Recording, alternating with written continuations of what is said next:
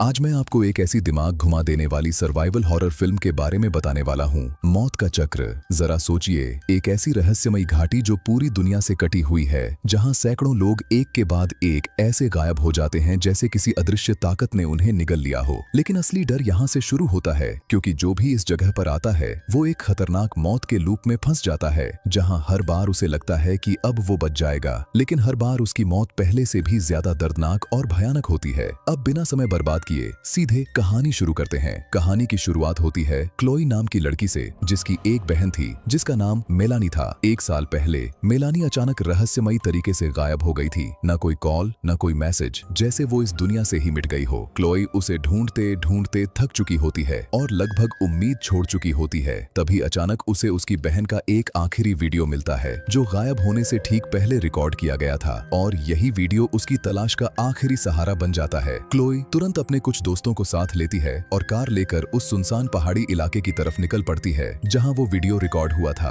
Video के सुराग के अनुसार वो लोग एक पुरानी सी कॉफी शॉप तक पहुंचते हैं। बाहर से देखने पर वो जगह बिल्कुल सामान्य लगती है, लेकिन अंदर जाते ही एक अजीब सा एहसास होता है, जैसे हवा में ही कोई डर छिपा हो और कोई उन्हें लगातार देख रहा हो। क्लोई बिना समय गंवाए अंदर चली जाती है, जहां उन्हें एक लंबा सा आदमी मिलता है, जिसने टोपी पहनी होती है और घनी दाढ़ी होती है, और उसका व्यवहार काफी रहस्यमयी लगता है। क्लोई उसे अपनी बहन की तस्वीर दिखाती है और वो आदमी एक नजर डालकर कहता है कि लड़की काफी खूबसूरत है, लेकिन क्या वो गायब हो गई है? ये सुनकर क्लोई तुरंत सतर्क हो जाती है, क्योंकि उसने अभी तक अपनी बहन के गायब होने की बात बताई ही नहीं थी। वो आदमी बताता है कि पिछले कुछ सालों में कई लोग यहाँ अपने खोए हुए लोगों को ढूंढने आए हैं, और पास के एक पहाड़ पर अक्सर लोग रहस्यमयी तरीके से गायब हो जाते हैं। ये सुनकर क्लोई का दिल जोर जोर से धड़कने लगता है और वो तुरंत बाहर जाकर अपने दोस्तों को ये सब बताती है। उसके दोस्त भी बिना ज्यादा सोचे समझे उसी पहाड़ की तरफ जाने का फैसला कर लेते हैं, लेकिन रास्ते में अचानक तेज बारिश शुरू हो जाती है, इतनी तेज कि सामने का रास्ता भी दिखाई नहीं देता। तभी अचानक मौसम साफ हो जाता है, लेकिन आसमान अजीब सा लगने लगता है।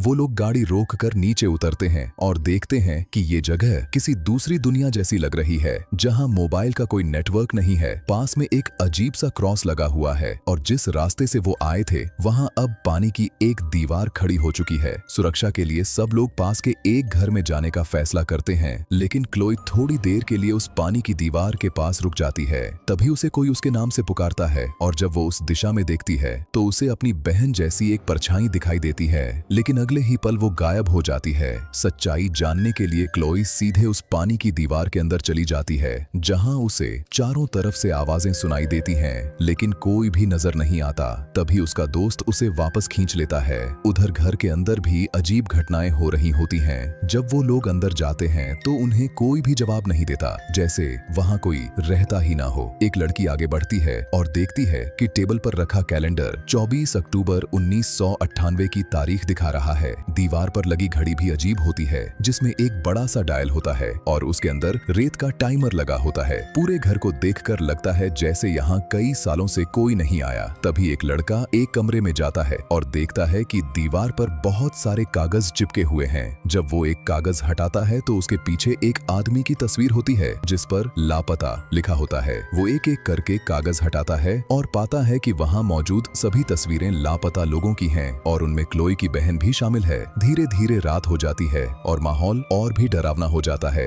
एक लड़की को एक विजिटर बुक मिलती है और वो उसमें अपना नाम लिख देती है। इसके बाद चीजें और ज्यादा अजीब हो जाती हैं। जब वो उस किताब को पलटती है तो पाती है कि हर पेज पर वही नाम बार बार लिखा हुआ है, और हर बार लिखावट पहले से ज्यादा खराब होती जाती है। तभी उनका एक दोस्त उन्हें उस कमरे में बुलाता है जहां दीवार पर सिर्फ लापता लिखा था, और वो सोचने लगते हैं कि आखिर यहाँ सिर्फ इतना ही क्यों लिखा है, बाकी कोई जानकारी क्यों नहीं है। इसी बीच क्लोई वापस आती है और उस विजिटर बुक को देखकर समझ जाती है कि यही वो जगह है जहां उसकी बहन गायब हुई थी। वो बताती है कि उसने बारिश के दौरान अपनी बहन की आवाज भी सुनी थी। तभी दीवार पर लगा रेत वाला टाइमर चलना शुरू कर देता है और बाहर से अजीब आवाजें आने लगती हैं। जब वो खिड़की से देखते हैं तो पाते हैं कि उनकी कार गायब हो चुकी है। उनका दोस्त बाहर जाकर देखता है तो पाता है कि कोई उनकी कार लेकर बारिश में तेज तेज चला रहा है, जिससे वो डरकर वापस घर के अंदर भाग आते हैं। बाहर संपर्क करने का कोई रास्ता ढूंढते हुए वो लोग घर के बेसमेंट में जाते हैं, जो बहुत बड़ा होता है, और वहाँ काफी समय से कोई नहीं आया होता। वहाँ उन्हें एक फोन मिलता है, लेकिन वो काम नहीं करता। एक रेडियो भी मिलता है, लेकिन उससे भी कोई आवाज नहीं आती। तभी ऊपर से चीखने की आवाज आती है और और जब वो ऊपर जाते हैं तो देखते हैं कि उनका एक दोस्त किसी जोकर जैसे खतरनाक कातिल द्वारा मारा जा चुका है। डर के मारे बाकी लोग छिप जाते हैं, लेकिन वो कातिल एक एक करके सबको ढूंढकर बेरहमी से मार देता है। क्लोई किसी तरह वहां से भागकर जंगल की तरफ निकल जाती है, लेकिन वहां भी उसे अपनी बहन की झलक दिखाई देती है और फिर वो भी मारी जाती है। जैसे ही दीवार पर लगा टाइमर खत्म होता है, अचानक सब कुछ रीसेट हो जाता है और जो लोग मर चुके थे वो सभी फिर से जिंदा हो जाते हैं। लेकिन इस बार उन्हें सब कुछ याद होता है, अपनी मौत तक का दर्द भी। वो सब एक साथ इकट्ठा होते हैं और समझ जाते हैं कि वो एक खतरनाक टाइम लूप में फंस चुके हैं। अब वो वहां से निकलने की योजना बनाते हैं, लेकिन उन्हें अंदाजा हो जाता है कि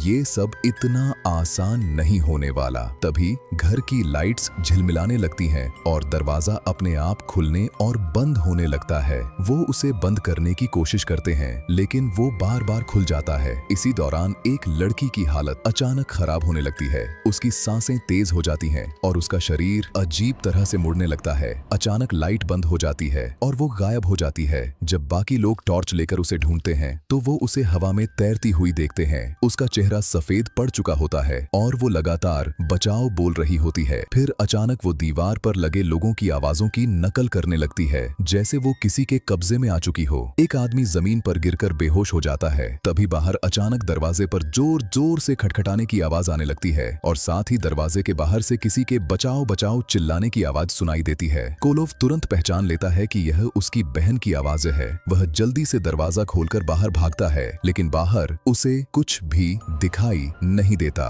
तभी सामने अचानक एक नया घर प्रकट हो जाता है। उस घर में लाइट जल रही होती है। कोलोव जैसे किसी रहस्यमयी ताकत से खींचता चला जाता है और हवा में उड़ते हुए उस घर की ओर बढ़ने लगता है। तभी पीछे का दरवाजा अपने आप बंद हो जाता है और कोलोव एक तरफ मदद के लिए चिल्लाता रहता है और दूसरी तरफ धीरे धीरे उस घर की ओर खींचता जाता है। लेकिन जैसे ही वह दरवाजे के पास पहुंचता है, अचानक वह खिंचाव खत्म हो जाता है। जब कोलोव होश में आता है तो वह डर जाता है, क्योंकि उसके आसपास डरावने जोकर के मास्क लगे हुए होते हैं। उसके पीछे एक बूढ़ा आदमी कुर्सी पर बैठा होता है जो लगातार ऑक्सीजन ले रहा होता है। टीवी पर एक न्यूज चल रही होती है जिसमें बताया जाता है कि इस छोटे से शहर में 2 दिन पहले एक खदान हादसा हुआ था। कोलोव मौका देखकर दरवाजा खोलकर भागने की कोशिश करता है, लेकिन दरवाजा खुलता ही नहीं। जैसे ही वह पीछे मुड़ता है, बूढ़ा आदमी उसे घूर रहा होता है। इसके बाद बूढ़ा आदमी उसे पकड़ लेता है और जबरदस्ती उसके मुंह पर ऑक्सीजन मास्क लगा देता है। कुछ ही देर में कोलोव का चेहरा अजीब तरह से बदलने लगता है और बूढ़े आदमी की आंखें झलकर राख जैसी हो जाती हैं। दूसरी तरफ अर्जुन कोलोव की चिंता में उस घर में उसे ढूंढने आता है, लेकिन उसे कहीं नहीं पाता।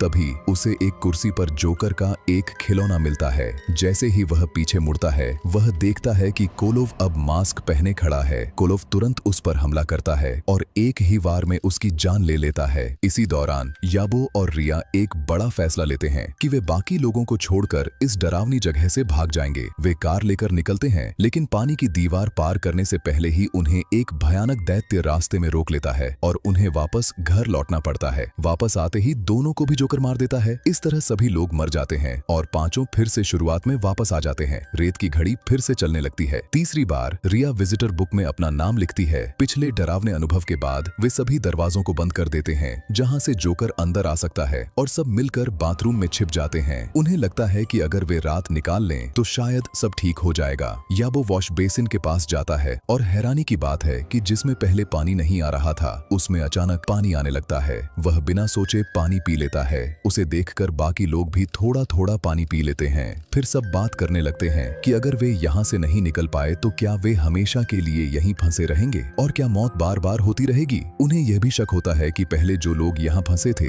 वे कहाँ गए। तभी अचानक याबो को खांसी आती है और उसका शरीर फटकर विस्फोट हो जाता है। बाथरूम में अफरा तफरी मच जाती है। मेगन को शक होता है कि यह उस पानी की वजह से हुआ है। थोड़ी देर बाद रिया भी मर जाती है, क्योंकि वह पानी पीने के बाद शरीर को अंदर से फुलाकर फाड़ देता है। मेगन के मरने के बाद अर्जुन और कोलोव खुदकुशी कर लेते हैं और तब उन्हें पता चलता है कि वह बूढ़ा आदमी असल में कैफे का वही दाढ़ी वाला आदमी है। वह बताता है कि अगर वे कुछ नहीं करेंगे तो वे जिंदा नहीं रह पाएंगे। इसके बाद फिर से सब कुछ रीसेट हो जाता है। इस बार मरने से पहले मिली जानकारी के आधार पर वे सब बेसमेंट में जाकर सुराग ढूंढते हैं। कोलोव को दाढ़ी वाले आदमी का आईडी कार्ड मिलता है, जिससे पता चलता है कि वह पहले डॉक्टर था। 20 साल पहले ग्लोर वैली में एक खदान हादसा हुआ था और जांच के दौरान ड्रिल मशीन बहुत गहराई तक चली गई, जिससे एक और भी भयानक घटना हुई जिसमें 1100 से ज्यादा लोग मारे गए। वह डॉक्टर उन घायलों का इलाज करने आया था, लेकिन उसके बाद पूरा शहर जैसे गायब हो गया। अब सबको समझ आता है कि यहाँ सिर्फ एक घर क्यों है, क्योंकि बाकी सारे घर जमीन के नीचे दब चुके हैं। वे असल में अब पहली मंजिल पर हैं। रिया को लगता है कि सामने का दरवाजा असली एग्जिट हो सकता है, लेकिन जैसे ही वह खोलती है, बाहर सिर्फ अंधेरा होता है, जिससे वह डरकर दरवाजा